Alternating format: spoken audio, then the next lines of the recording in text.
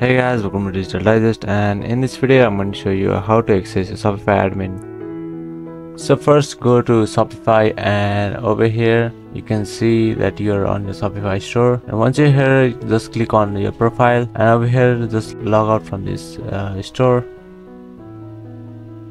So now click on Shopify again, and now go to login. You can see the My Store over here, just click there.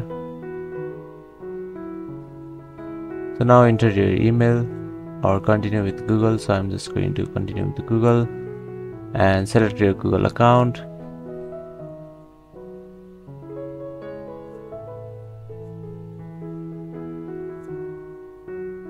Alright, so that is how you can access your Shopify admin. Thank you for watching this video, and I'll see you on the next one.